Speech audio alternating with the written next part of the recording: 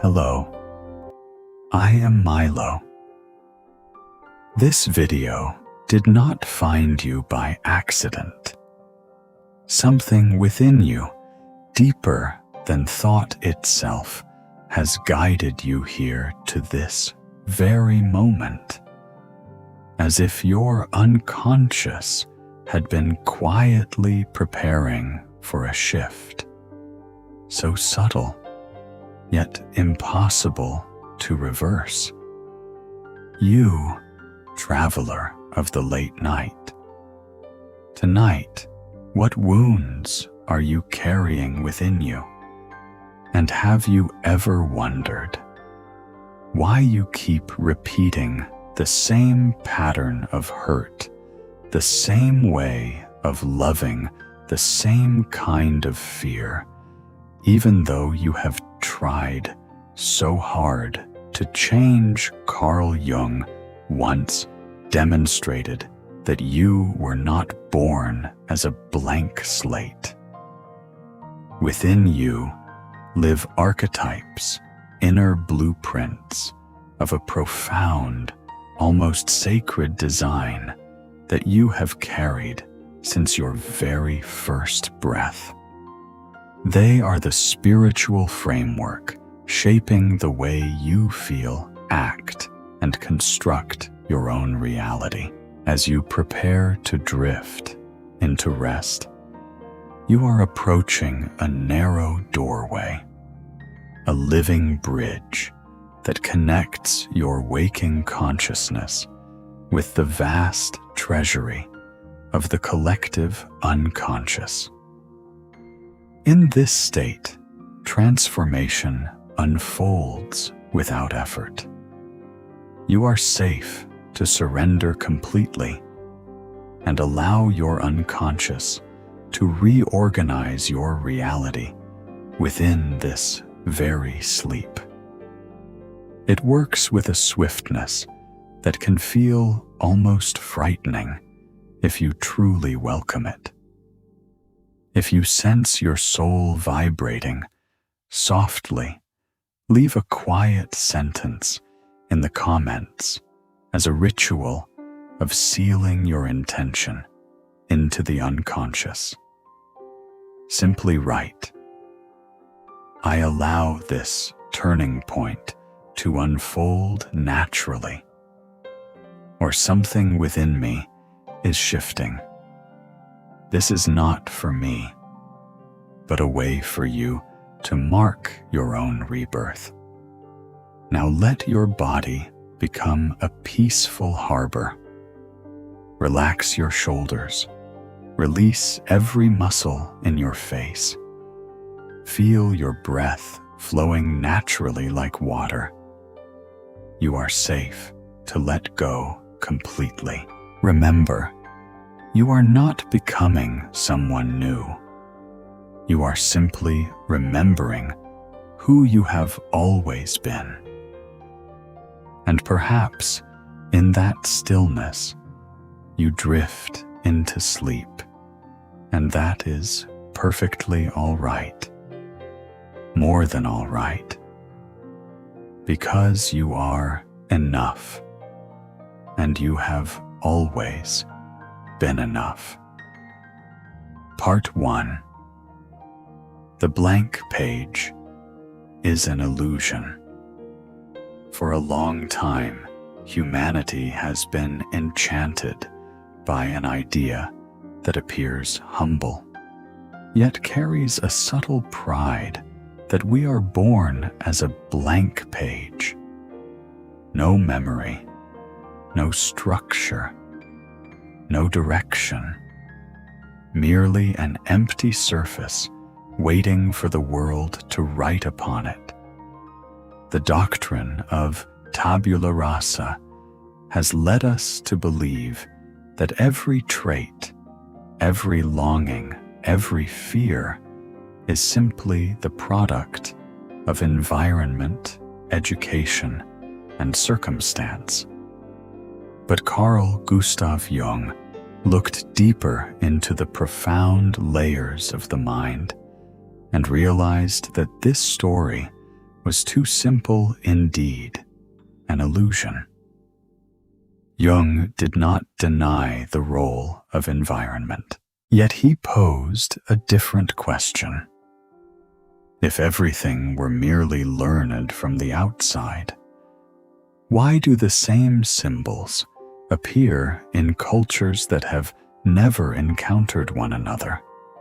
Why do children in distant lands draw circles, suns, giants, and threatening shadows? Why have human beings in every age told stories of the great mother, the hero, the shadow, the trickster? Something deeper than personal memory is at work. In the archetypes and the collective, unconscious, Jung wrote, "The collective unconscious contains the whole spiritual heritage of mankind's evolution, born anew in the brain structure of every individual." Pause for a moment and feel the weight of that statement. If it is true, then from the very moment you opened your eyes to the world, you were not an empty void.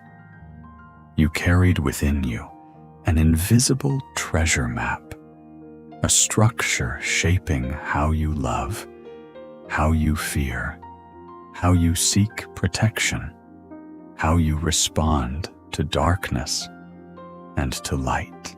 No one needed to teach you to feel warmth at the image of a mother. No one needed to explain why your heart trembles at the story of a self-sacrificing hero. These possibilities of ideas were already programmed within you as potential. Jung called these innate structures archetypes. He emphasized that they are not specific images, but patterns of experience.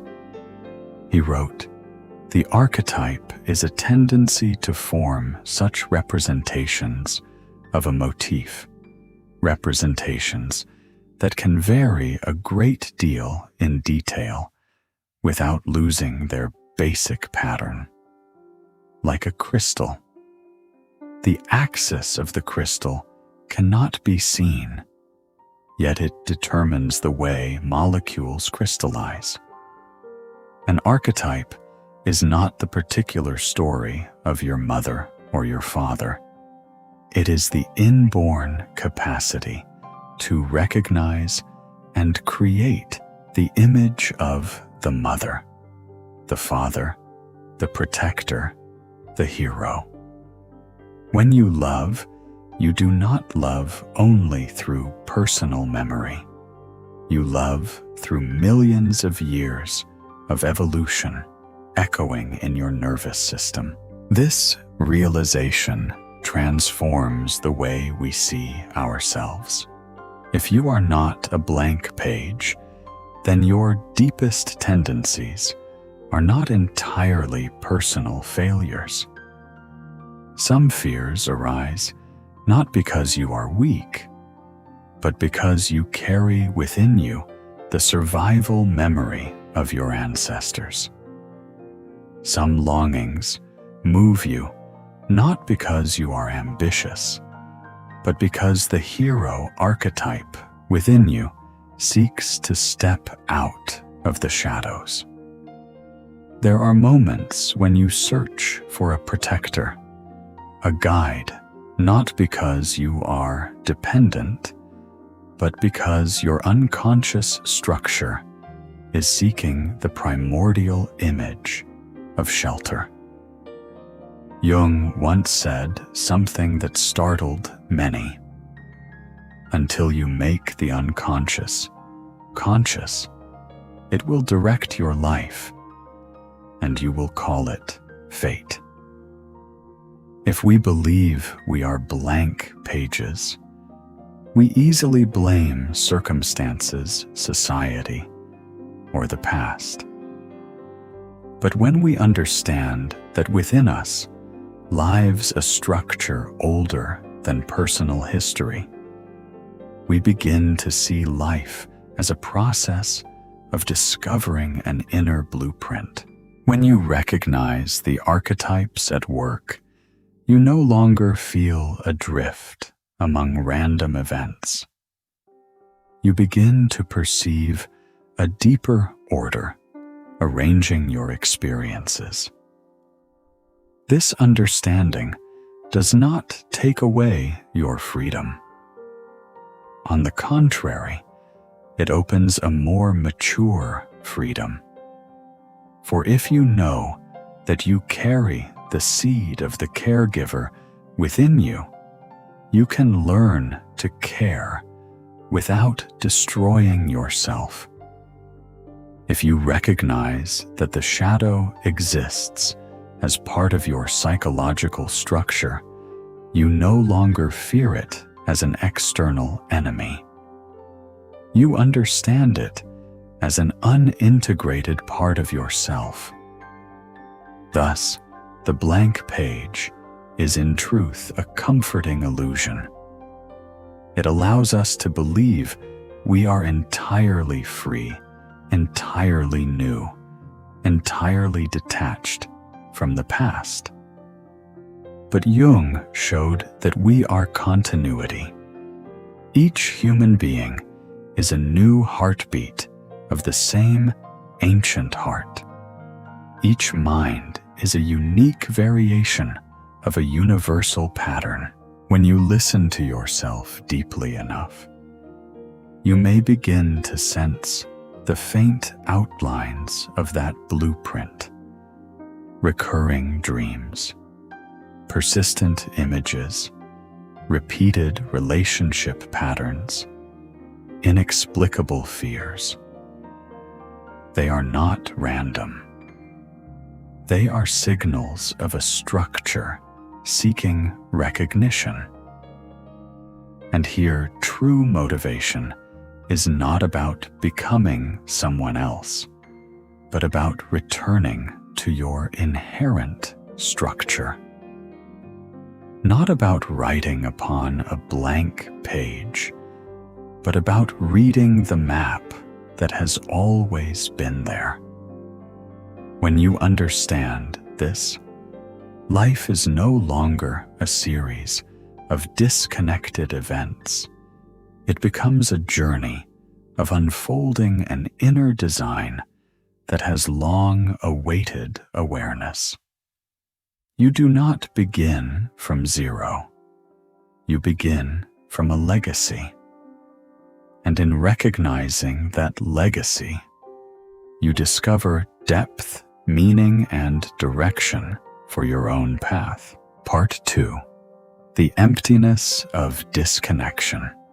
If in the previous part we began by dismantling the illusion that we are born as blank pages, that deep within the structure of the brain, there already exists an ancient blueprint, then a natural question now arises if we carry an inner map from the very beginning. Why do so many people feel increasingly lost? If there is an unconscious foundation shaping meaning, why does modern humanity sink into such profound emptiness? This is the paradox of our age. Never before have we had so many choices. Never before have we possessed so much information, so many opportunities, so many means of self-assertion. And yet, never has anxiety spread so widely, like an invisible mist covering the collective mind. Many people achieve every standard. Society sets a stable career, a harmonious family, an enviable status. Yet when night falls, they still feel a nameless void. It is not a lack of achievement, not a lack of comfort, but the absence of something deeper, a sense of rootedness, of connection of soul. Carl Jung recognized this phenomenon early on. In Modern Man in Search of a Soul, he wrote, "Man cannot stand a meaningless life."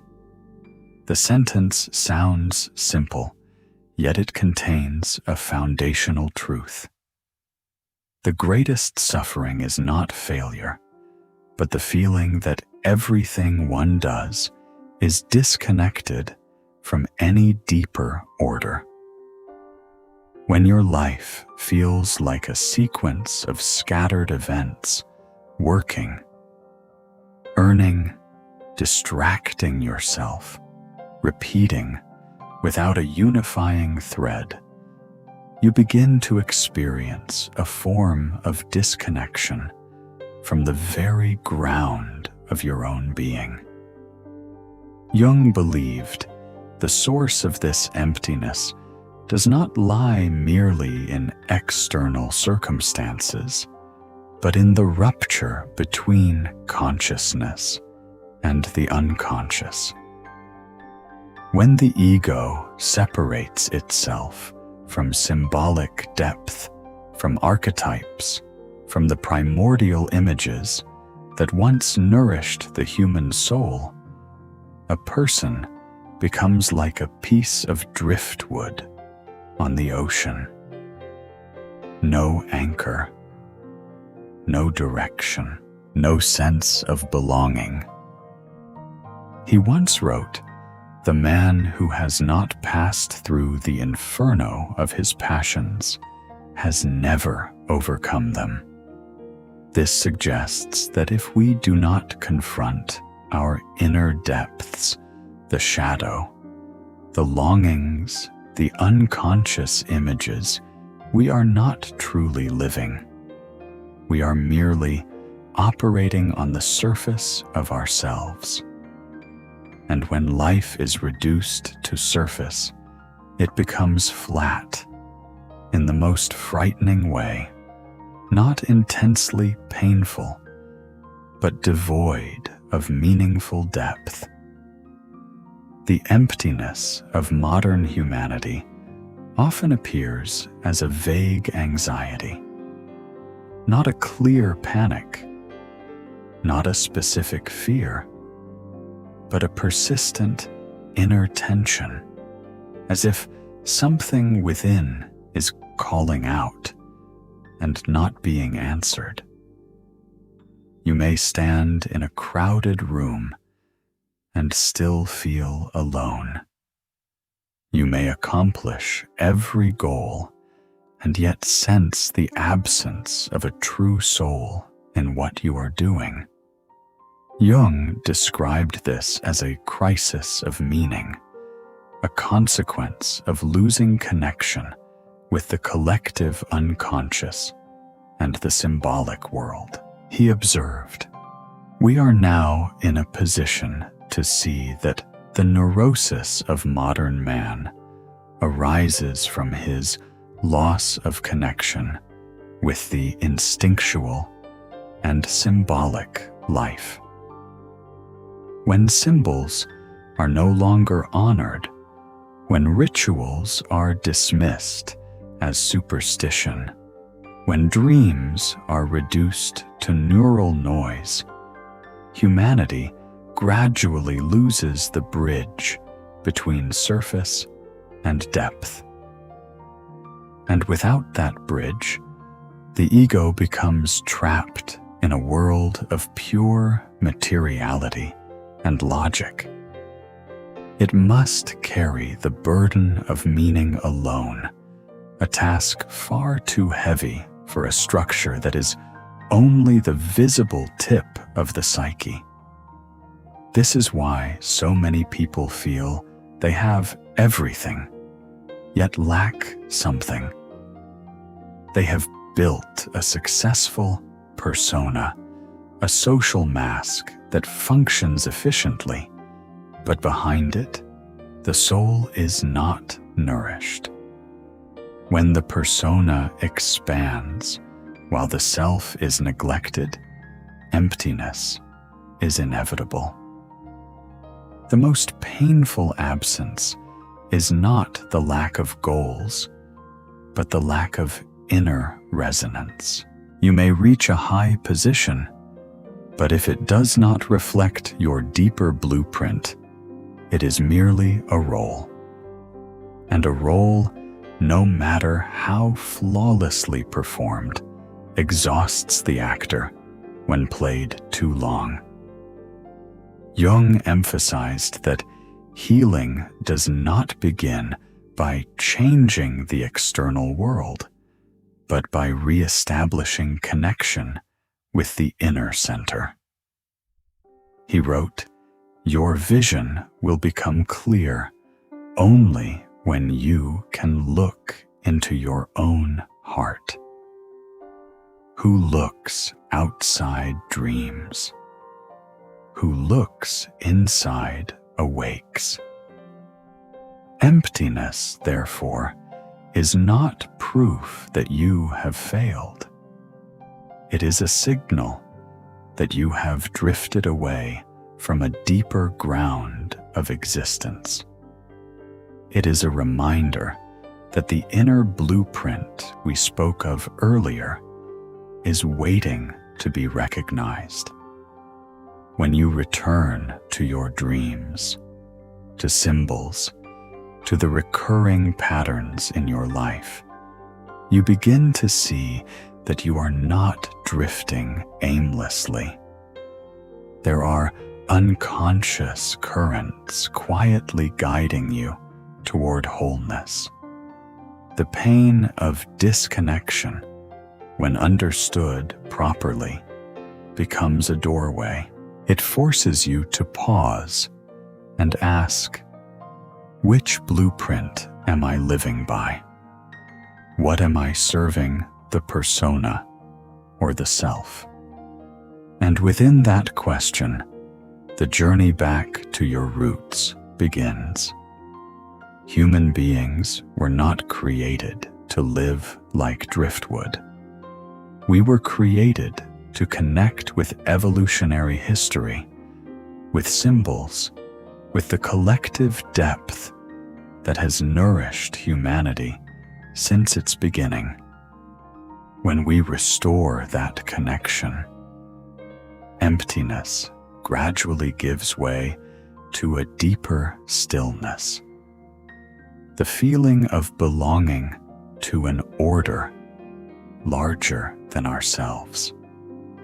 And from there, meaning is no longer something we must strain to manufacture. It begins to be discovered as a foundation that has always been there, waiting for us to return. Part 3. The crystal axis and the shape of destiny. If in the previous part we touched the pain of emptiness, the feeling of being like a piece of driftwood on a boundless ocean, then now a profound consolation begins to emerge. For if that pain is not merely a random accident, if it is not evidence of personal defect, but a signal of a structure operating beneath the surface, then the entire story of your life can be seen in a different light. Carl Jung once used a remarkably subtle image to describe the archetype, the image of a crystal. In The Archetypes and the Collective Unconscious, he wrote, "The archetype in itself is empty and purely formal, nothing but a facultas praeformandi, a possibility of representation which is given a priori. Imagine an invisible crystal axis. You cannot see it with the naked eye. It has no mass, no color, no specific form. Yet when molecules begin to crystallize around it, the entire crystal conforms to that axis. The final shape, whether hexagonal, cubic, or intricately multifaceted, is not random. It is the manifestation of a hidden order. In the same way, an archetype is not a specific story, but the structure that shapes how that story is formed. It does not force you to become a predetermined version of yourself. It offers a potential pattern around which your life crystallizes. The relationships you repeat, the aspirations you pursue, the challenges you cannot seem to avoid. All can be seen as crystallizations around an invisible axis of the soul. Here, Jung's philosophy offers profound relief. If your life contains recurring patterns, if you seem to face the same kind of challenge again and again, this is not necessarily proof of failure. It may be evidence of an innate structure seeking completion. Jung once wrote, "The privilege of a lifetime is to become who you truly are." This is not empty encouragement. It implies that within you, there already exists a structured potential, an inner form waiting to be realized. You are not barren land forced to create yourself from nothing. You are a seed carrying the design of a fully grown tree. A seed does not choose to become an oak or a pine. It unfolds according to the blueprint embedded within its structure. This changes the way you understand destiny. We often think of destiny as something imposed from outside, a rigid fate that cannot be altered. But Jung saw destiny as the expression of inner structure. He once said, "What you resist persists." When you attempt to live against your deeper structure, when you deny the archetype operating within you, life repeats similar situations, as if trying to complete a form not yet fully crystallized. Not because the universe is punishing you, but because the crystal axis has not been honored. The consolation here does not lie in the idea that everything is predetermined and you have no choice. Quite the opposite. The consolation lies in knowing that your struggles are not meaningless, personal flaws. They are part of a process Jung called individuation, the process of becoming an individual. In 2 essays on analytical psychology, he wrote, "Individuation means becoming an individual, and insofar as individuality embraces our innermost last and incomparable uniqueness, it also implies becoming one's own self." If the archetype is the crystal axis, then individuation is the process by which your experiences crystallize around that axis to form the unique shape of your life. Failures, crises, broken relationships. These are not proof that you are on the wrong path. They may be moments when your inner structure compels adjustment, calling you back to your central axis. Try to look at your life as a crystal, gradually revealing its form. You may once have believed your choices were random, but when you look more deeply, you begin to see patterns, recurring themes, similar conflicts in different contexts. This is not incompetence. It is the crystal axis at work. Jung observed that when the unconscious is not integrated, it appears as fate. He wrote, "Until you make the unconscious conscious, it will direct your life, and you will call it fate." When you begin to recognize your inner axis, the archetype operating within you, you are no longer a victim of destiny. You become a conscious participant in the crystallization process. You may not change the foundational structure, but you can cooperate with it rather than resist it. And here lies the deepest reassurance. You do not need to become someone else. You only need to become yourself in the deepest sense. What you call flaws may simply be unfinished aspects of a form still taking shape.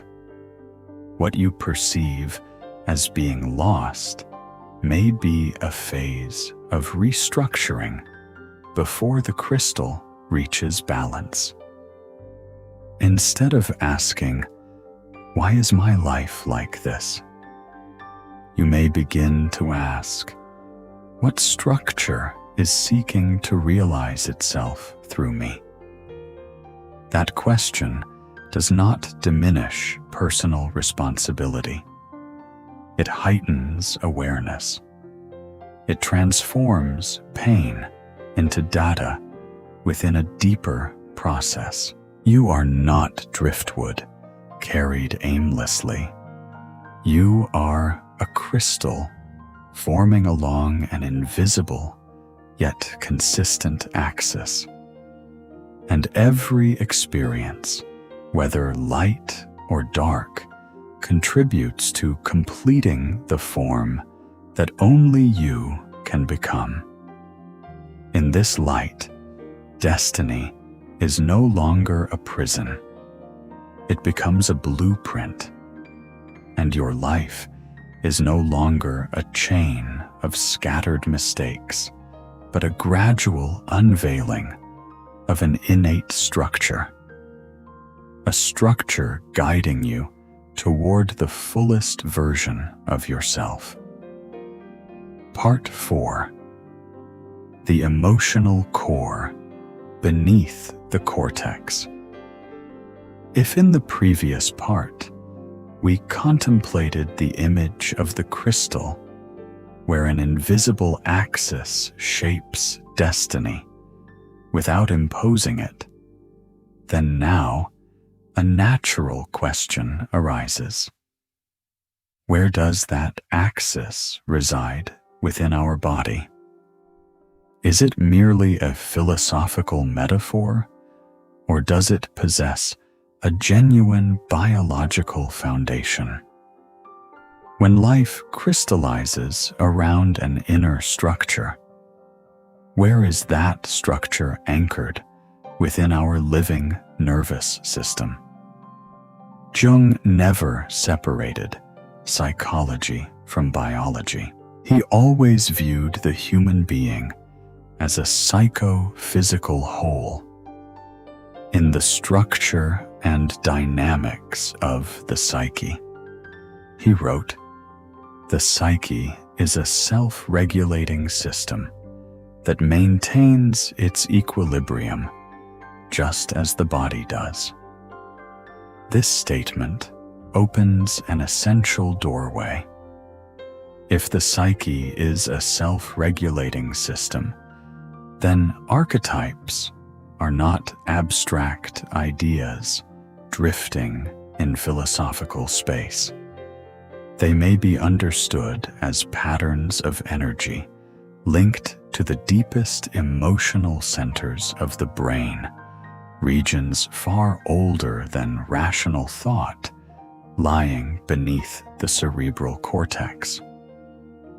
Modern neuroscience now gives us language for what Jung intuitively sensed long ago.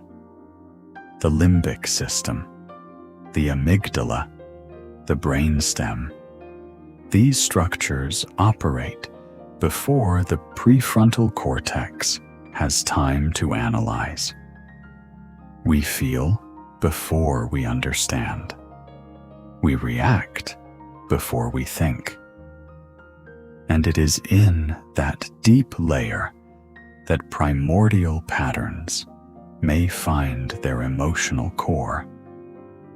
Jung stated, "The archetype is a living system of reactions and aptitudes." Pause. At the word living, it means that archetypes do not exist only as thought or symbols. They operate in your heartbeat, in your reflexes, in the way your body tenses before danger and softens when safety is sensed.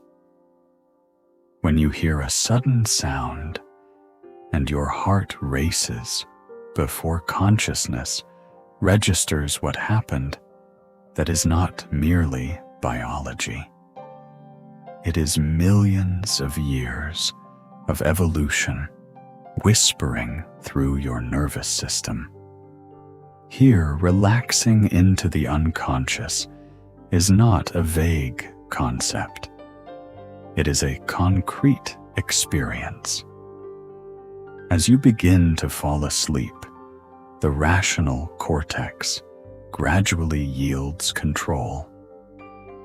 Deeper centers begin to speak. Your breath slows.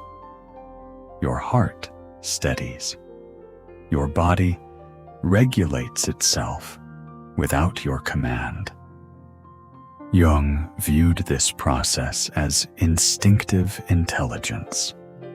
In Symbols of Transformation, he wrote, "The unconscious is not a demoniacal monster, but a natural entity. We often fear the unconscious because we imagine it contains chaos and darkness. Yet, from a biological perspective, the unconscious also stores our most fundamental protective mechanisms. When you withdraw your hand from fire before you can think, that is the unconscious. When your body releases hormones to rebalance after shock, that is the unconscious. When drowsiness overtakes you and your system shifts automatically into restoration mode, that is the unconscious. What is astonishing is that this system functions even without your awareness. You do not command each heartbeat. You do not remind your lungs to inhale and exhale. A deeper intelligence is at work. And if archetypes have an emotional core within those ancient centers, they too participate in that self-regulating system. Feel this slowly. When you close your eyes and allow your body to grow heavy, you may sense a kind of wordless memory within you. Not personal memory, but the feeling of safety when held, the alertness before darkness, the instinctive search for warmth. These reactions arise before language. Jung once said, "In the unconscious, we are all the same." This is not mere mysticism. It suggests that at the deepest level of the nervous system, human beings share similar structures of response. When you feel ancestral rhythms moving within you, it is not poetic fantasy. It is biological truth. Your DNA carries evolutionary memory. Your brain is built upon the same foundation as millions who lived before you. And here lies the deepest comfort of this part. You are not alone in your emotions. When you feel anxious, it is not a personal flaw. When you long for protection, it is not weakness. These are biological and archetypal structures performing their function. Jung affirmed, "The psyche is part of nature, and its enigma is as limitless." If the psyche is part of nature, it obeys nature's laws of self-regulation. A wounded body heals in its own way. An overloaded nervous system seeks sleep. A disconnected soul generates dreams to restore balance. When you relax and allow yourself to drift into the state between waking and sleep, you temporarily release the control of the ego. And paradoxically, when the ego steps back, the deeper system works more effectively, not to harm you, but to protect you. Imagine that even when you are no longer conscious, your body and psyche continue to seek equilibrium, continue adjusting, continue guarding, continue guiding. This transforms sleep into an act of trust. Trust in your own ancient intelligence. Trust in the subcortical system that kept humanity alive for millions of years. Trust that beneath surface anxiety, there exists a primordial emotional core that knows how to return you to safety.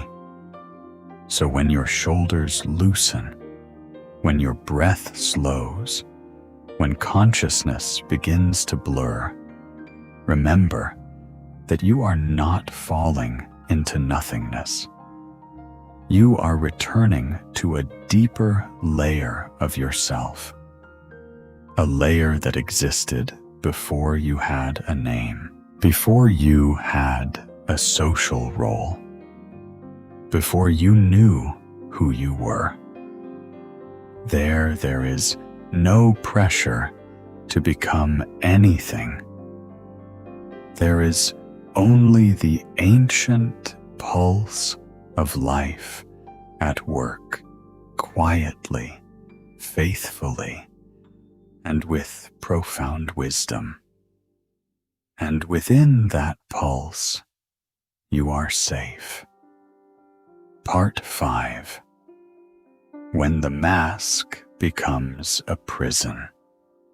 And as we have just allowed ourselves to settle into the ancient rhythm of the nervous system, where the unconscious functions as a safe, self-regulating mechanism, another truth slowly comes into view.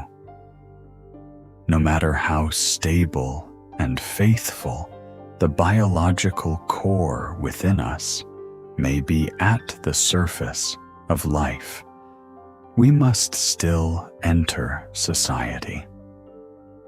We must carry names, roles, responsibilities.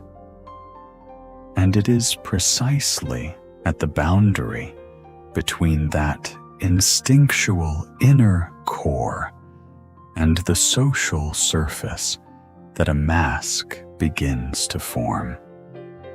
Jung called this mask the persona. In 2 essays on analytical psychology, he offered a well-known definition. The persona is that which, in reality, one is not, but which oneself, as well as others, think one is. Pause for a moment and let those words settle into you. The persona is not inherently bad. It is necessary. Without it, we could not live in community, communicate, or fulfill roles. A child learns to smile in order to be loved. An employee learns professionalism in order to be trusted. A father learns strength in order to become a pillar of support. The problem is not having a persona. The problem begins when we over-identify with it. You may have experienced this. You perform your role so well that everyone admires you. They call you the devoted child, the exemplary employee, the dedicated mother, the strong man. And one day, when all the praise has been given, you still feel empty. Not because you failed, but because you no longer know who you are without that role. Jung warned of what he called the inflation of the persona, the swelling of the mask. When the persona grows larger than the inner core, the ego begins to believe it is the role. And when that happens, a person enters a state of secondary living, living according to reflection, rather than from the true center. He wrote, "The persona is a compromise between individual and society as to what a man should appear to be." Notice the word compromise. Each time you try to please everyone, you are making a compromise. Each time you suppress your true emotions to maintain a good image, you are compromising. And when compromise becomes a permanent way of living, you begin to forget which part of you is real and which part is merely social makeup. The deepest pain is not working hard. It is the feeling of being a character in someone else's play. You wake up, perform your role, fulfill the expected script, and return home with an exhaustion you cannot name. An exhaustion not of the body, but of the soul. Jung once observed, every form of addiction is bad, no matter whether the narcotic be alcohol, morphine, or idealism.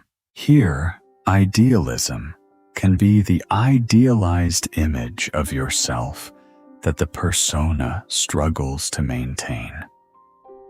You can become addicted to being recognized, addicted to being seen as good, addicted to never disappointing anyone.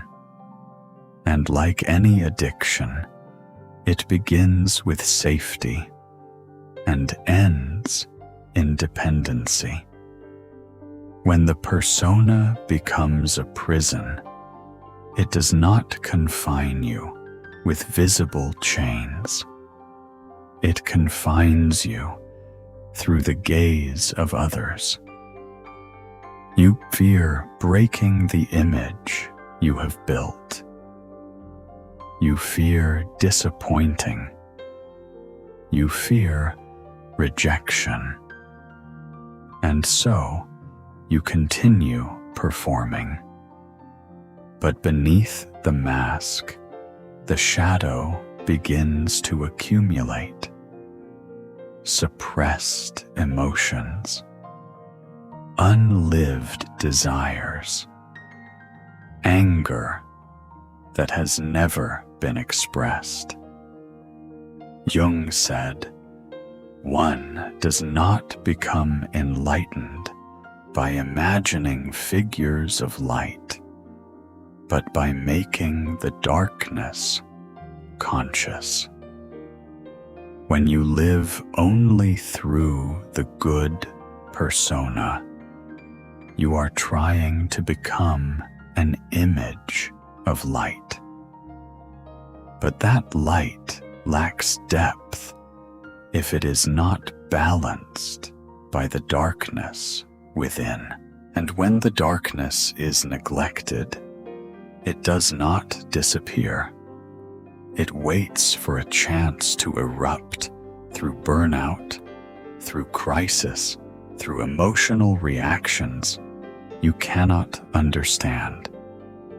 Inflation of the ego occurs when you believe you must be perfect, always right, always in control. But the paradox is that the more you try to maintain that strong image, the weaker you become inside, because you do not allow yourself to be real. And here the pain you feel is not proof of weakness. It is a signal that the mask has grown too tight. It suffocates your inner breath.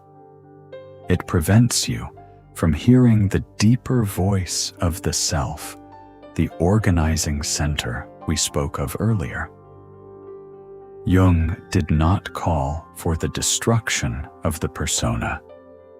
He did not advocate irresponsible rebellion.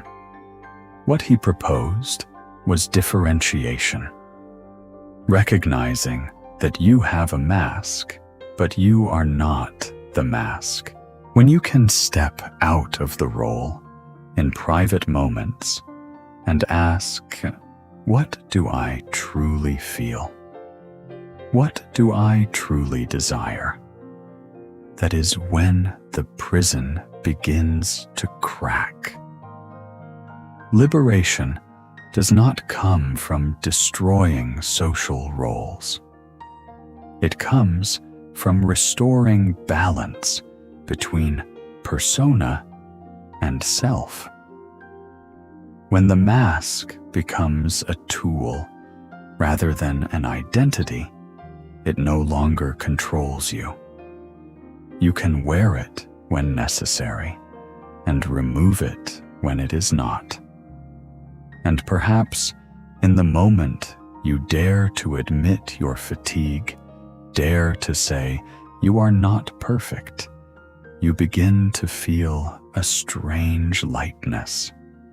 Not because life becomes easier, but because you no longer have to perform continuously. You were not born to become a role. You were born to become a whole human being with light and shadow, with strength and vulnerability. When the mask ceases to be a prison and becomes merely the outermost garment, you begin to sense what Jung called the process of individuation unfolding. And within that process, you are no longer a supporting character in someone else's story. You become the one who lives in alignment with the deepest blueprint of your own being. Part 6. The Alphabet of Evolution. And when the mask is no longer an absolute prison, when you begin to realize that you can remove it in moments of honesty, a new gentleness arises. You no longer see only the exhaustion of the persona, but begin to look deeper into the structure beneath it. If social roles are merely outer garments, then what is shaping the way you perform those roles in the first place? What makes you react in familiar patterns, love in recurring ways, hurt according to the same underlying theme? Here Jung's philosophy opens an even deeper consolation. You are not alone in your confusion, and you are not without structure. You inherit an innate alphabet of the soul. Think of how a child learns language. No one teaches it the entire grammar at once, yet its brain is already prepared to recognize sound, rhythm, and structure. Language is not created from emptiness. It is activated from a potential that already exists. When Jung spoke of archetypes, he described them as patterns already embedded within the psychological structure. In the archetypes and the collective unconscious, he wrote, "The archetype is a tendency to form such representations of a motif, representations that can vary a great deal in detail without losing their basic pattern. This means you do not learn to become human from zero. You spell your life using an alphabet that already exists. Your personal experiences, whether painful or joyful, are merely words being formed from those archetypal letters. You may have believed that your confusion is evidence of error, but from this perspective, it may simply be a letter placed out of order, a story still unfinished, a personal myth waiting to be completed. Jung once said something profoundly revealing. Myth is the natural and indispensable intermediate stage between unconscious and conscious cognition. When you experience a painful event, you may interpret it as personal failure. Yet within the structure of this evolutionary alphabet, that event may be a chapter in your myth. Just as every culture tells of a hero who must endure trials of a travel traveler who must leave familiar shelter. You too are walking a journey written in characters older than your name. The consolation here is not an empty reassurance that everything will be fine. It is the recognition that what you are living through is not meaningless. It belongs to a deeper language of the soul. Jung emphasized, "In each of us, there is another whom we do not know. That other is the totality of archetypes, potentials, and innate structures seeking expression. When you feel lost, it may simply be that you have not yet learned to read that language. You are trying to understand yourself by social standards, by persona, by roles. But the true alphabet lies deeper. Imagine your life as a manuscript. Each emotion is a letter. Each relationship is a word. Each crisis is a sentence. And the entire journey is a myth slowly revealing itself. Seen this way, pain is not an ending. It is part of the grammar. Jung never viewed the human being as a random product. He wrote, "The psyche is part of nature, and its enigma is as limitless. If the psyche is part of nature, then like nature, it follows laws. It has structure. It has sequence. A tree does not grow into a bird. A seed does not blossom into stone. And you do not develop outside your inner design.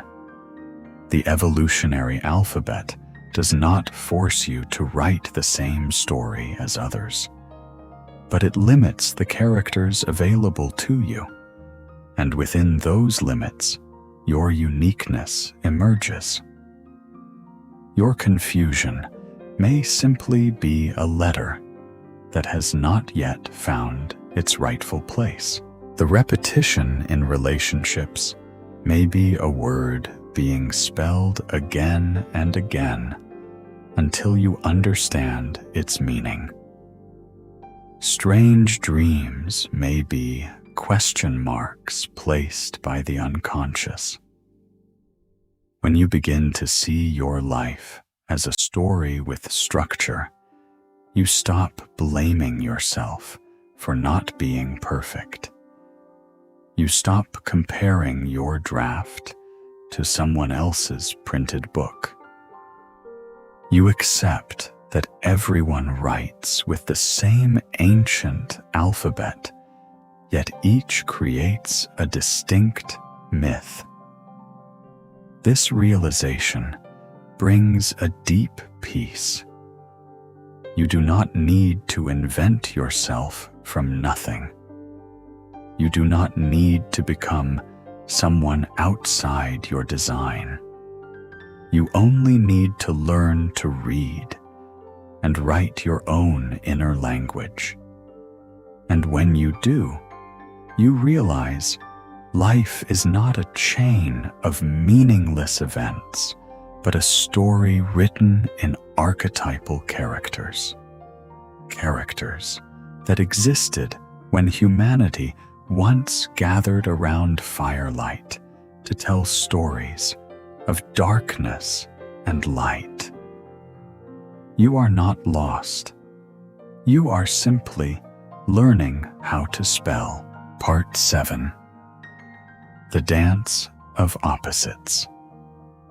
And when you begin to see your life as a story being written with that evolutionary alphabet, When you realize that every emotion, every crisis, is simply a word being spelled. Another question naturally arises. Who is holding the pen? Who is regulating the rhythm between light and shadow in the manuscript of your inner world? Because if life is a language, it is not written only with letters, but guided by opposing forces silently moving within. Here we enter one of Jung's most profound and subtle concepts: Anima and Animus, the dance of opposites. Jung did not view the human being as a single flat entity. He saw the psyche as a multi-layered system in which contrasting forces do not cancel each other out, but complement one another. In Ion, he wrote, "Every man carries within him the eternal image of woman. Not the image of this or that particular woman, but a definite feminine image." Conversely, Jung affirmed that within every woman there exists an inner masculine image, the animus. These are not merely biological concepts. They are archetypal energies, psychological structures representing receptivity and action, intuition and reason, emotion and will. If, in the previous part, we spoke of the inner alphabet, then Anima and Animus are the rhythm of the sentence. They create tension and release advance and retreat softness and decisiveness. When these two streams of energy fall out of balance, the story becomes rigid or chaotic. But when they move in harmony, life acquires a deeper cadence. Jung wrote, "The anima is a personification of all feminine psychological tendencies in a man's psyche. And of the animus, he said, the animus is a deposit, as it were, of all woman's ancestral experiences of man. This means that within you, there is not only one voice. There is a soft, feeling-oriented part that longs for connection. This may be anima. There is also a rational, analytical part that seeks action and structure. This may be animus. When you live exclusively from one side, you feel incomplete. But when these two energies are recognized and integrated, you begin to feel more whole. Imagine the soul as an ocean. Consciousness is the shimmering surface under the light, but deep below, ocean currents move silently. Anima and animus are those currents linking the surface to the depths of the collective unconscious. When you dream of a mysterious guide, a luminous woman appearing in a man's dream, or a strong male figure guiding a woman inwardly, these may be archetypal images seeking dialogue. Jung once observed, "The meeting of two personalities is like the contact of two chemical substances. If there is any reaction, both are transformed. This statement does not apply only to external relationships. It also describes the encounter between opposing parts within yourself. When the inner masculine meets the inner feminine, and a reaction occurs, you are transformed. The rigidity of reason is softened by intuition. The vagueness of emotion is shaped by will. The dance of opposites is not a war. It is a process of regulation. Jung called this principle enantiodromia, the transformation of one extreme into its opposite when it reaches excess. When you become overly rational, life compels you to face emotion. When you become overly passive, life demands action. Here, relaxing into the unconscious is not descending into chaos. It is allowing these two energies to converse. When you close your eyes and let your mind drift, you may notice fleeting images, a gentle, feminine presence in a man's dream, or a strong masculine guide appearing for a woman. These are not hallucinations. They are symbols of parts awaiting integration. Jung stated, "The anima and animus are unconscious forces which influence the conscious mind. If you do not recognize them, they will influence you invisibly. You may idealize another person because they carry an archetypal image you have not integrated.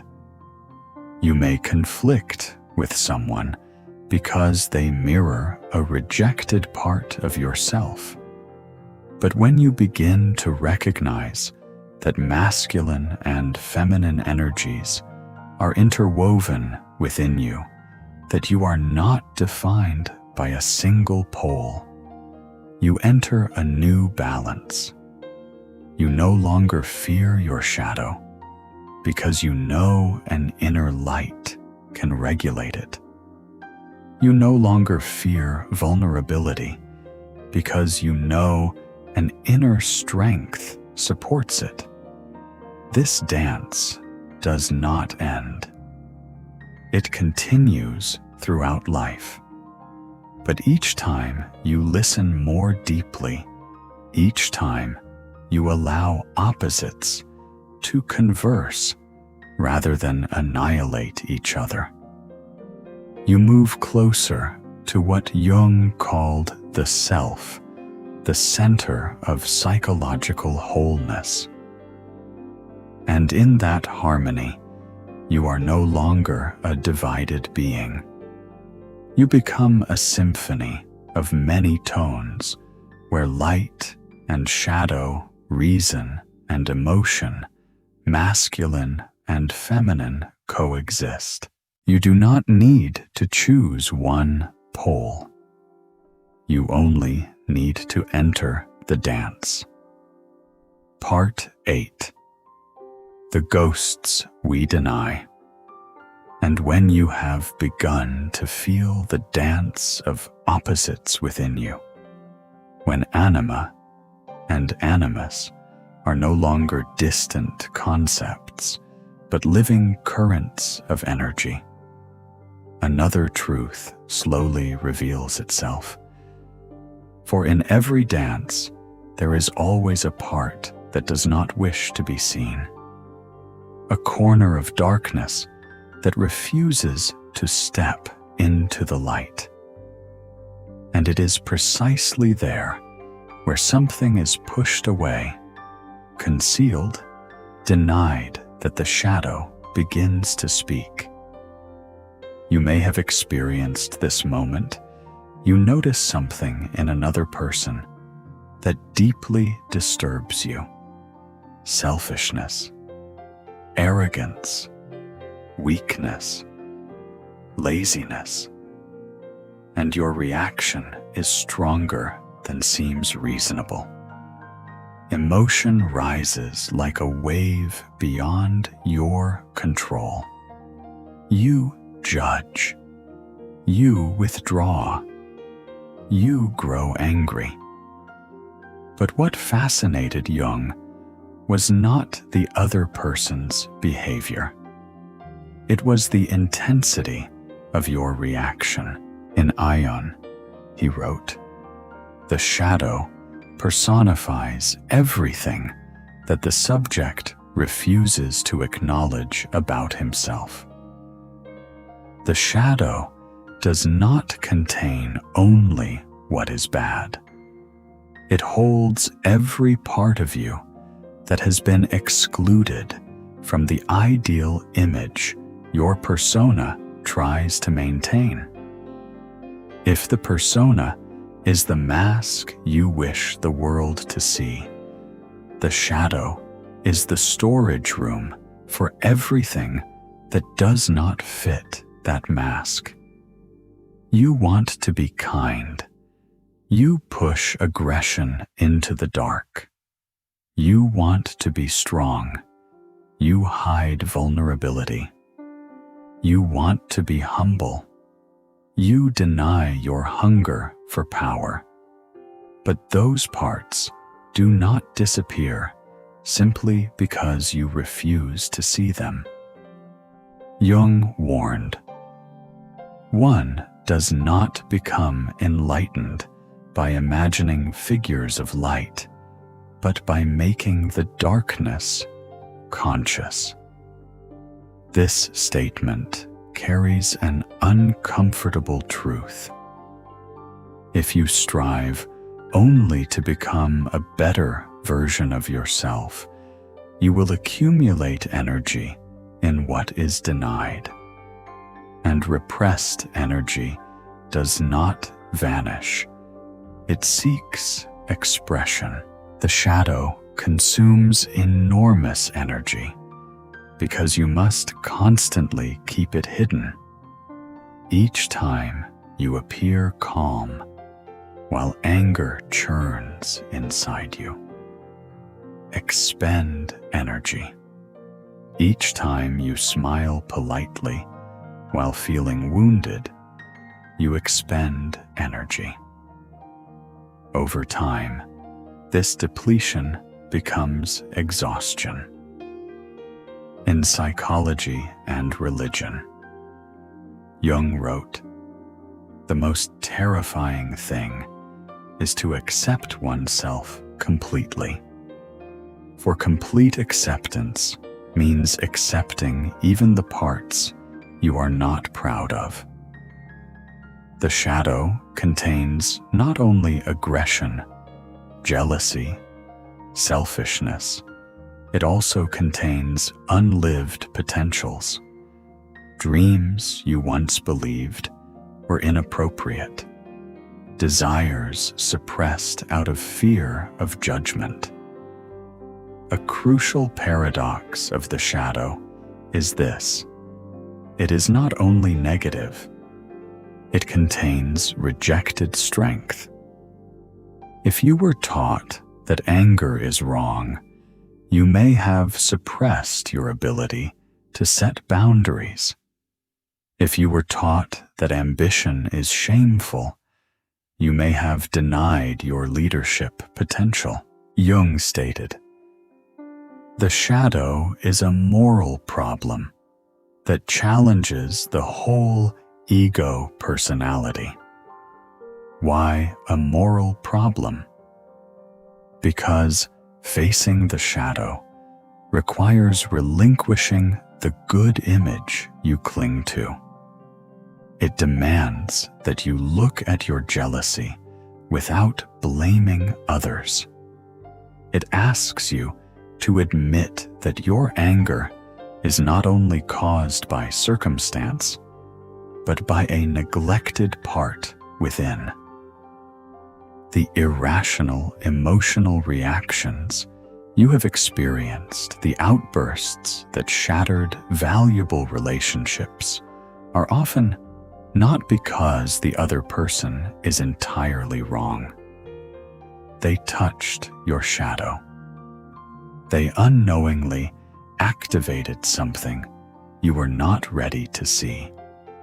And each time you place the blame entirely outside yourself, the shadow grows a little stronger. Jung said with striking clarity, "Everything that irritates us about others can lead us to an understanding of ourselves. Consider what irritates you most. That irritation may be the doorway to your shadow, not for self-condemnation, but for recognition. Because when the shadow is seen, it loses its unconscious, destructive power. This does not mean you must accept all negative behavior. It means distinguishing between unconscious reaction and conscious response. When you begin to ask, what part of me is being activated, you shift from victim to observer. The shadow is not your enemy. It is the unintegrated part of you. The energy, once spent repressing it, can be released for creativity, for love, for stronger action. In the journey of individuation, integrating the shadow is unavoidable. You cannot reach the self while denying half of yourself. As Jung emphasized repeatedly, wholeness is not perfection, it is inclusion. When you dare to look into your darkness without judgment, without idealization, a strange relief emerges. Not because the darkness disappears, but because you no longer have to run from it. You no longer spend energy maintaining an image. You no longer react blindly when triggered. You can say, "I see this part in myself." And that alone is a profound step in psychological maturity. The denied ghost does not need to be destroyed. It needs to be acknowledged. And when acknowledged, it ceases to be a ghost.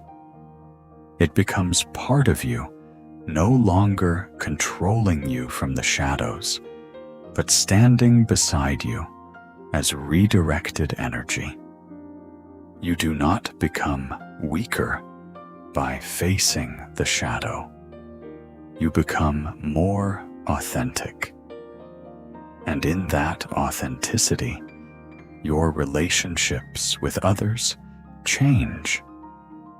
Because when you no longer need to be perfect, you no longer need to judge. The shadow is not proof that you are broken.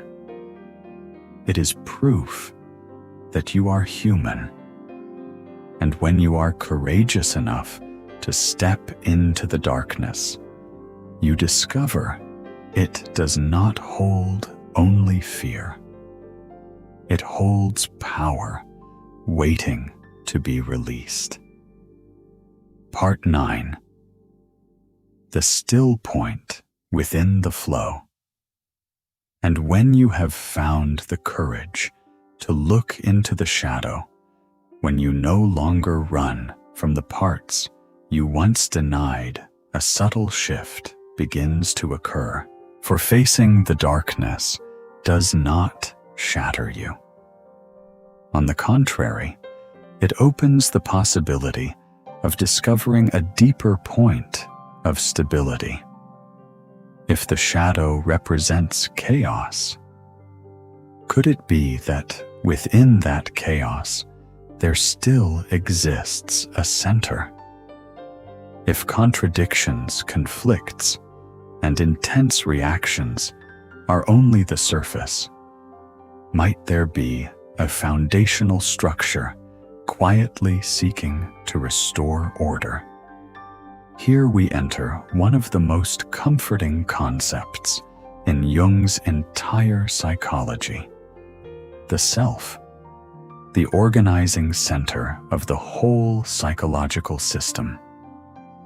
In Ion, Jung wrote, "The self is not only the center, but also the whole circumference which embraces both conscious and unconscious.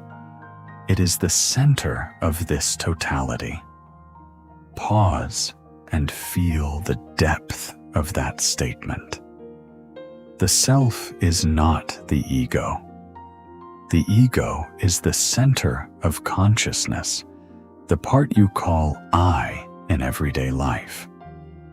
But the self is the center of the entire structure, including both what you know and what you do not yet know about yourself.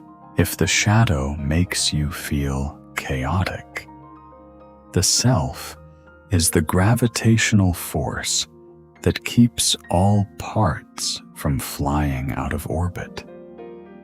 In modern language, we might borrow an image from neuroscience, shared minima stable patterns that human brains share across cultures and experiences.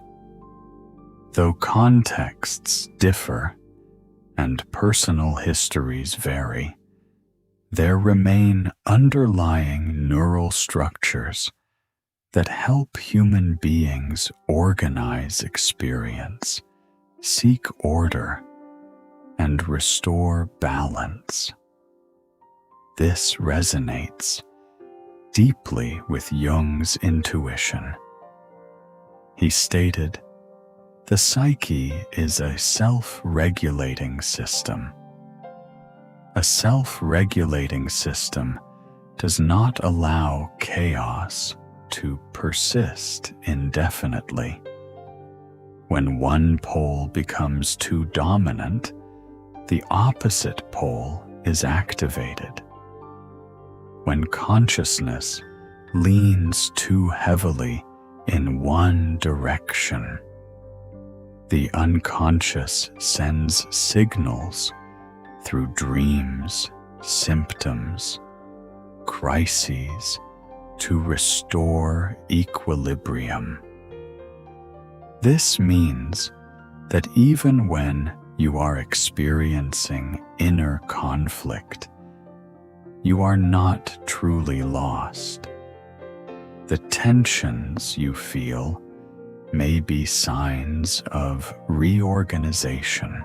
When you say, "I don't know who I am anymore," it may be that the old structure no longer fits, and a new structure is forming. Jung observed, "There is in the psyche a process of self-regulation. Think of your body. When your temperature rises too high, cooling mechanisms activate. When blood sugar drops, hunger signals arise. The body does not require you to manage every detail. It contains its own intelligence. The psyche functions in the same way. The self operates as an organizing center, not through explicit commands, but through a tendency toward wholeness." Jung described this tendency as teleology, the psyche's intrinsic orientation toward purpose. He believed that the psyche is not driven only by the past as Freud emphasized, but is also drawn toward the future, toward completion. In Modern Man in Search of a Soul, he wrote, "The meaning of life is to give life meaning." The phrase may sound circular, yet it contains a crucial movement. Meaning is not granted from outside. It is generated from the inner center. When you experience conflict, when your old map no longer fits reality, your brain biologically and symbolically is attempting to reorganize its map of the world. This helps explain why crisis often accompanies growth. When the old map no longer aligns with reality, the system must restructure. During that restructuring, you may feel disoriented. But disorientation does not mean loss of center. The self does not disappear simply because you doubt yourself. The organizing center remains quietly coordinating, quietly signaling. Jung stated, "In the unconscious, we are all the same. If at the deepest level of neural and symbolic structure, human beings share stable patterns, then you are not alone in your crisis. The conflicts you experience are not rare personal defects. They are manifestations of a universal process." This realization offers profound consolation. When everything outside seems chaotic, relentless, news, social upheaval, strained relationships, you can remember that within you there remains a still point in the flow. The self is not swept away by every fluctuation. It resembles the crystal axis we spoke of earlier, invisible yet structuring. Even your dreams may be expressions of the self. Jung believed dreams are the unconscious's spontaneous attempt to balance consciousness.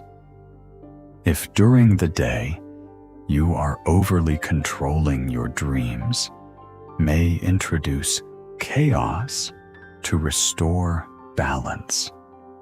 If you feel inferior, your dreams may present images of power, not to confuse you, but to guide you back to the center. And this is essential. You do not need to create that center. It already exists. You only need to trust the process. The conflicts you are experiencing may be adjustments. Your brain is restructuring its world map to better align with reality. The self is seeking a new wholeness. Instead of asking, "Why am I so chaotic?"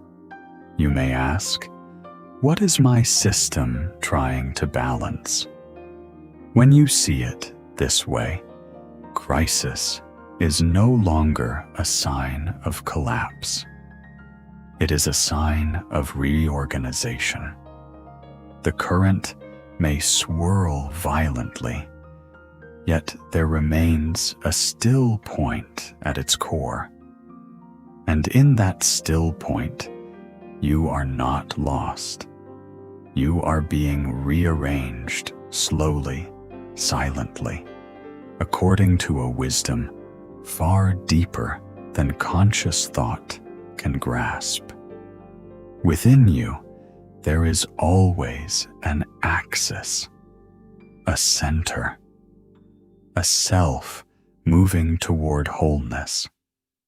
And no matter how the outer world shifts, that point of stability remains waiting for you to return. Part 10.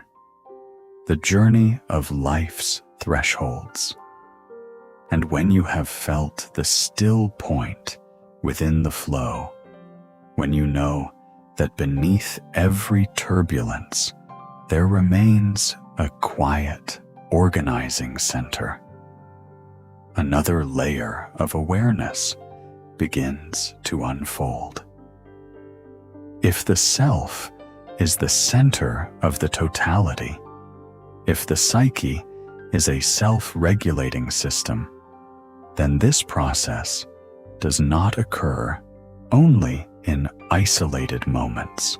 It extends across a lifetime. It has rhythm. It has seasons. It has thresholds. The self does not merely seek balance in small inner conflicts.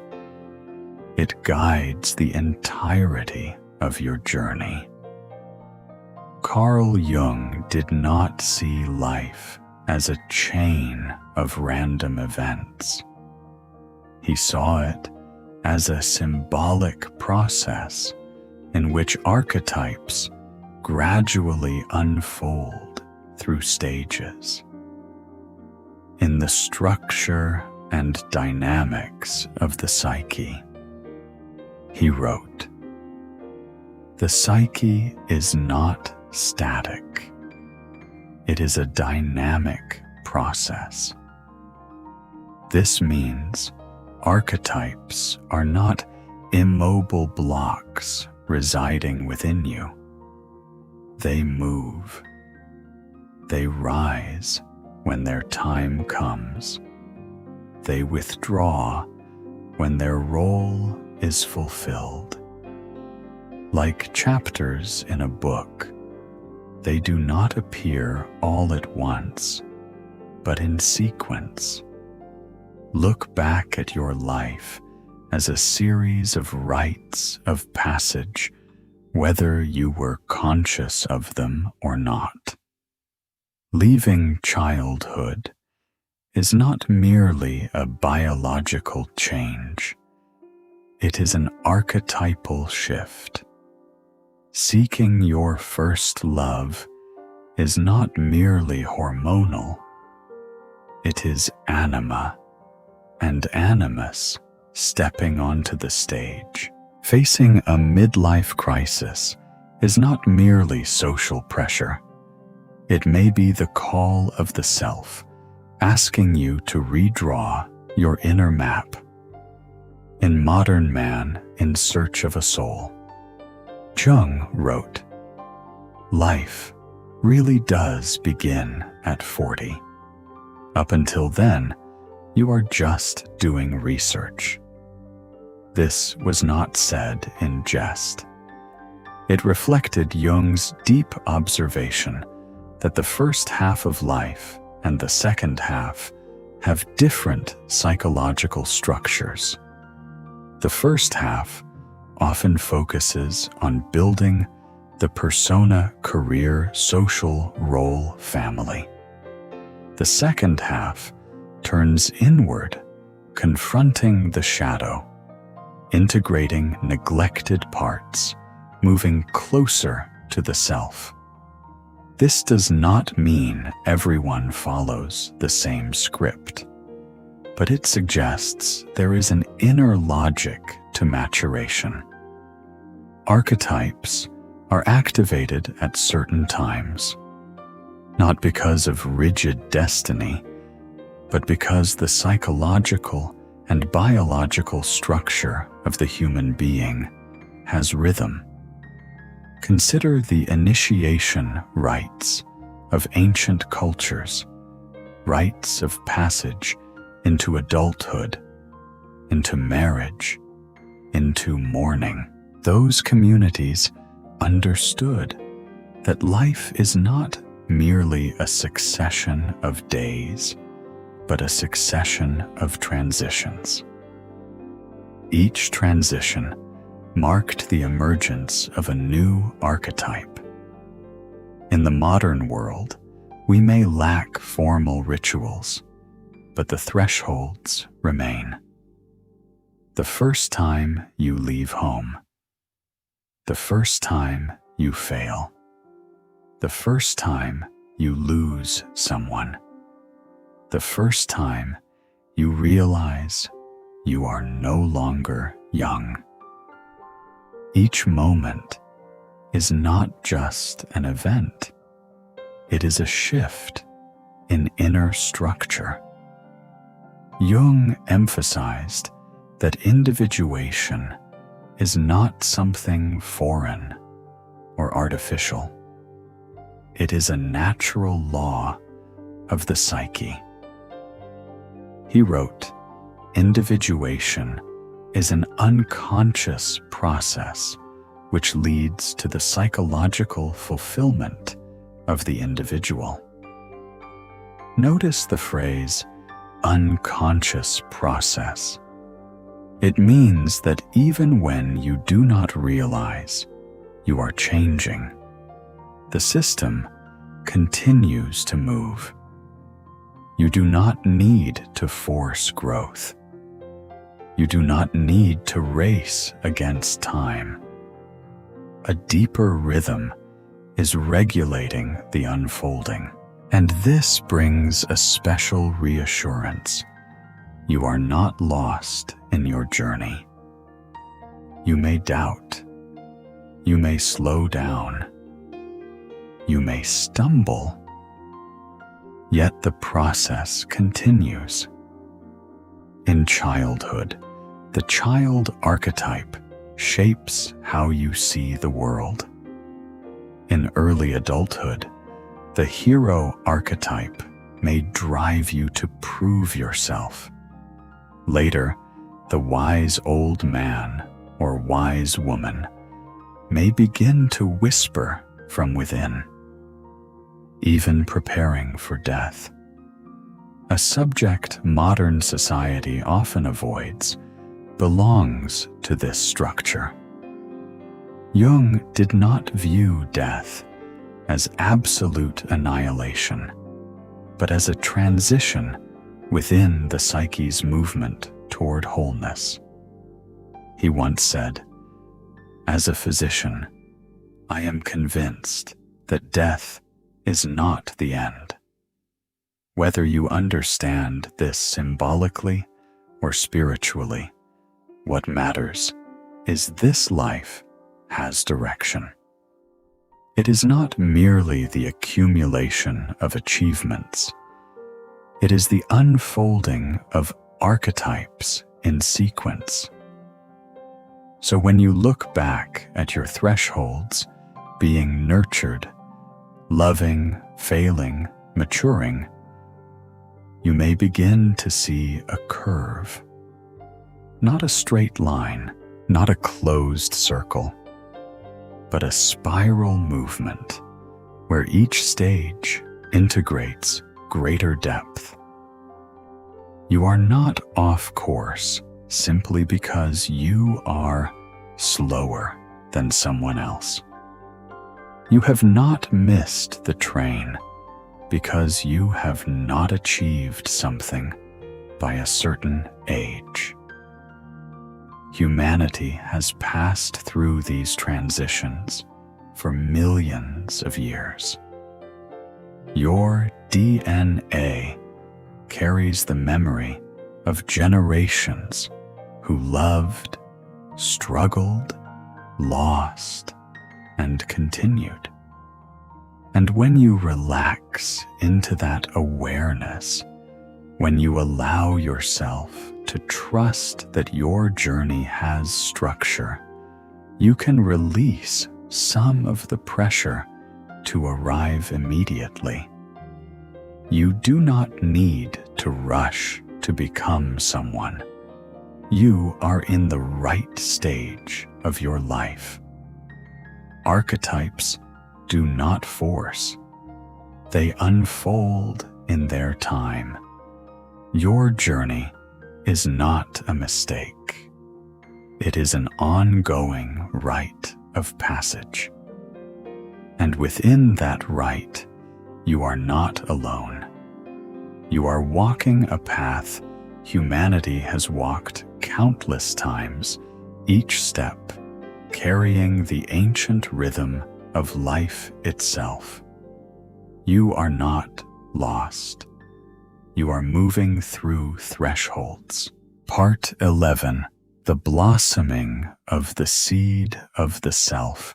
And when you begin to look back upon your life as a series of rites of passage, when you start to trust that archetypes unfold according to the unique rhythm of each stage, a deeper layer of reassurance slowly forms within you. If each threshold is not random, if every crisis is a moment of restructuring, then where is this entire journey leading? Could it be that the destination is not social success, but an inner flowering? Here we touch the deepest center of Jung's thought: individuation, the process of becoming whole. Jung did not define individuation as an achievement earned through strain and relentless effort. He saw it as a natural movement of the psyche, much like the growth of a seed. In 2 essays on analytical psychology, he wrote, "Individuation means becoming an individual. And insofar as individuality embraces our innermost last and incomparable uniqueness, it also implies becoming one's own self." Feel the gentleness within that definition. Not becoming perfect, not becoming superior, but becoming yourself in the deepest sense. We grow up in a culture that emphasizes achievement. We are taught to fix our flaws, eliminate our darkness, optimize ourselves. But Jung offered a different vision. You are not a machine in need of upgrades. You are a seed carrying within it the complete blueprint of a tree. A seed does not struggle to become a tree. It simply requires the right conditions: light, water, time, and permission. Likewise, the self does not require you to force it into existence. It requires you to stop obstructing it.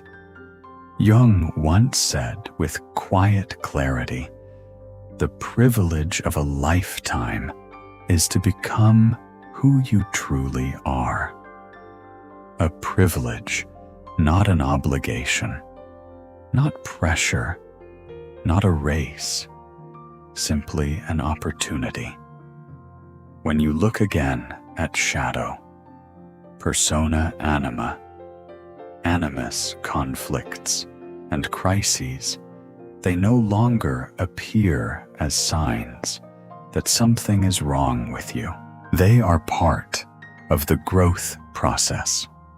Just as dark soil nourishes a seed, Your darkness contains the energy necessary for blossoming.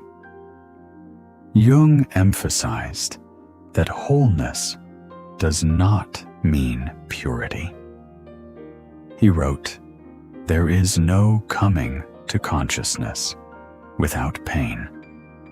This statement is not meant to frighten you. It is meant to bring peace. If pain is a natural part of the process, then you are not mistaken for experiencing it. You are not broken for confronting darkness. You are developing. In the process of individuation, every part you once believed was inappropriate has its place. Envy can become creative motivation when understood. Anger can become protective strength when integrated. Sadness can open the door to compassion. Wholeness is not the elimination of opposites. It is their embrace.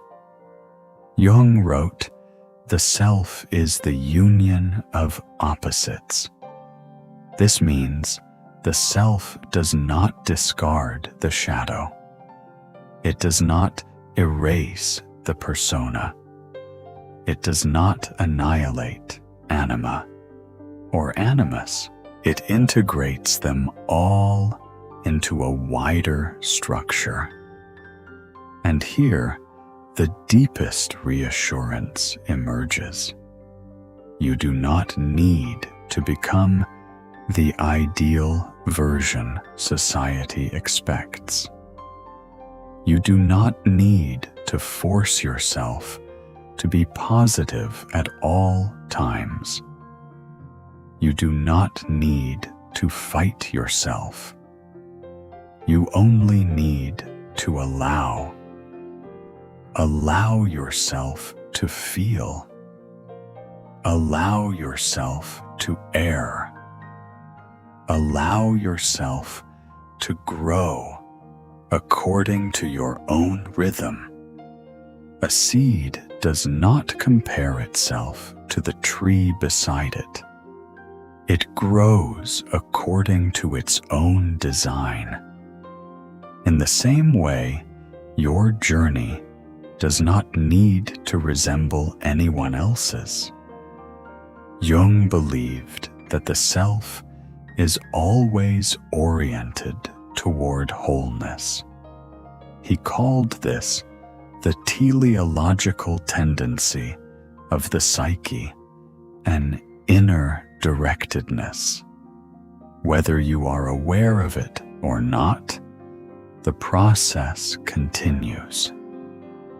Events, relationships, failures, all can become nourishment when seen as part of a greater structure.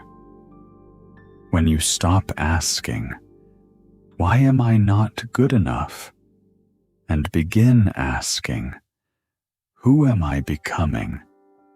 you shift from pressure to curiosity, from self-judgment to observation, from striving for perfection to permitting wholeness.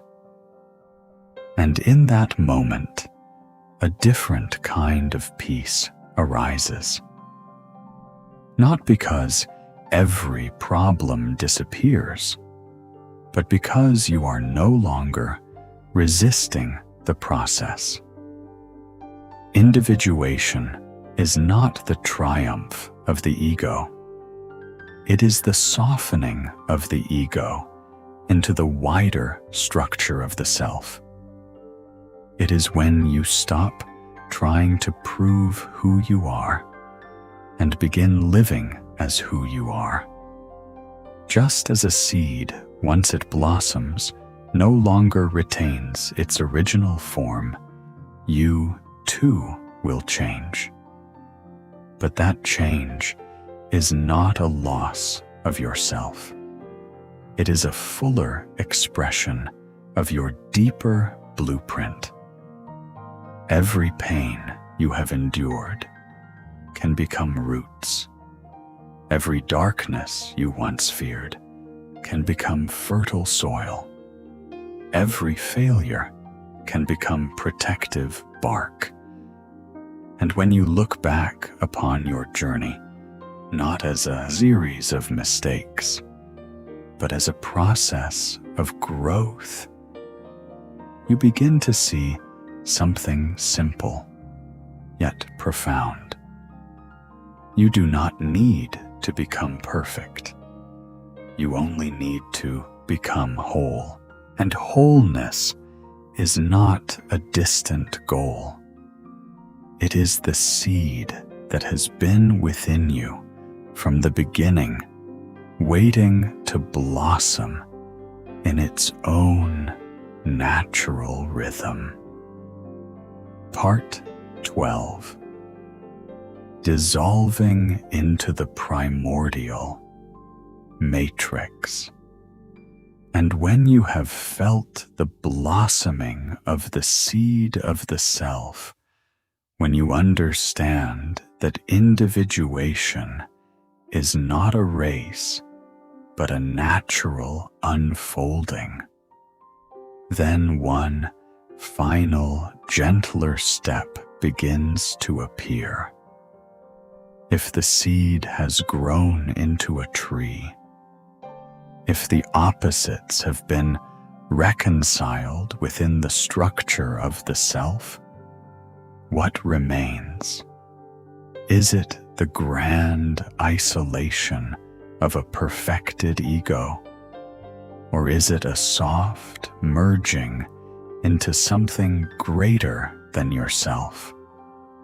Here Jung opens the final door of the inner journey, the soft dissolution of the ego into the matrix of the collective unconscious. We often fear the idea of dissolving the ego because the ego is the center of daily consciousness. It gives you the sense of I with a name, memories, goals. But Jung never called for the destruction of the ego. He called for placing the ego in its rightful position within the totality. In Ion, he wrote, "The ego is the subject of all personal acts of consciousness." Yet he simultaneously emphasized that the ego is not the whole of the human being. The self is the true center of the totality. And when the process of individuation reaches maturity, the ego no longer sees itself as the absolute center. It recognizes that it is part of a larger structure. Jung wrote with profound depth in the structure and dynamics of the psyche.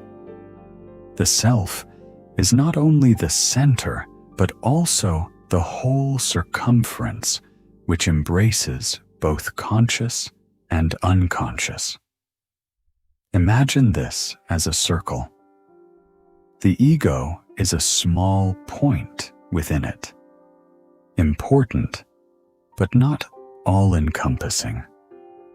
When you insist on holding the ego as the absolute center, you feel compelled to control everything, to prove yourself, to struggle, to defend constantly. But when the ego recognizes that it is part of a greater circle of the collective unconscious, the pressure begins to melt away. Jung described the collective unconscious as the deepest layer of the psyche, where humanity shares common structures. He wrote, "The collective unconscious contains the whole spiritual heritage of mankind's evolution, born anew in the brain structure of every individual. This means you are not an isolated entity drifting alone in the universe. Your psychological structure is built upon the same foundation as millions before you. Your genes carry evolutionary memory. Your nervous system is shaped from ancient patterns. And when you relax, when you release the need to control everything, you begin to sense what Jung called the expansion of consciousness into the collective depth. He once said in a lecture, "In the unconscious, we are all the same." This is not a mystical slogan. It is a psychological truth. At the deepest level, archetypes, reaction patterns, primordial images are shared. And this brings a fundamental reassurance. You are not alone in your experience. The fears you feel have been felt by your ancestors. The longings you carry have stirred millions before you. The dreams you dream may contain symbols older than civilization itself. So when the ego softens, not destroyed, but placed in its rightful position, you do not lose yourself. You expand yourself. You are no longer a solitary individual struggling against life. You are a unique expression of a continuous human current. Jung wrote, "The psyche is part of nature, and its enigma is as limitless. If the psyche is part of nature, then it follows natural rhythms. There is birth, growth, quieting. And in sleep, the state you are gradually entering the ego temporarily withdraws so that deeper layers may function. Sleep is not merely biological rest.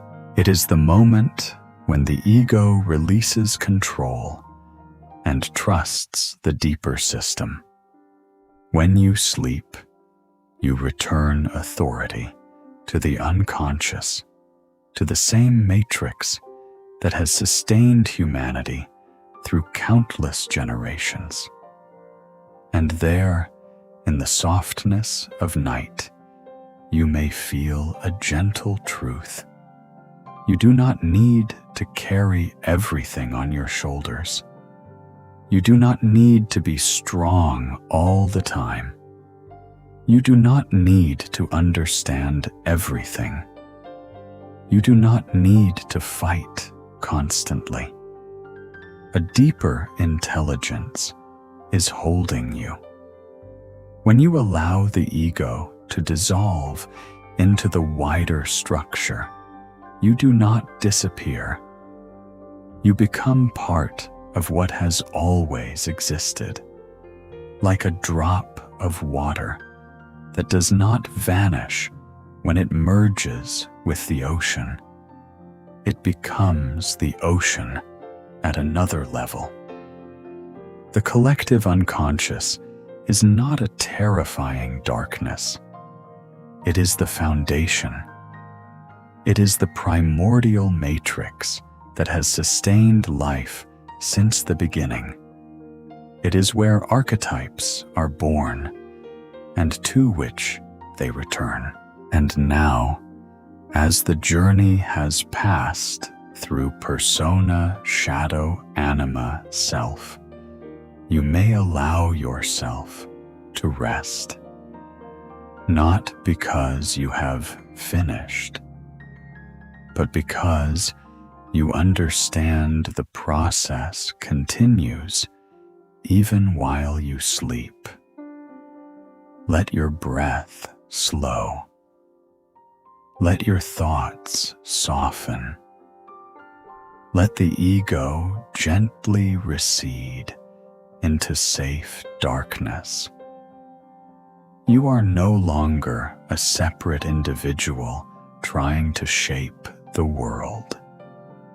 You are part of the greater design that has shaped you. And within the arms of that structure, you are supported. You are safe. Good night.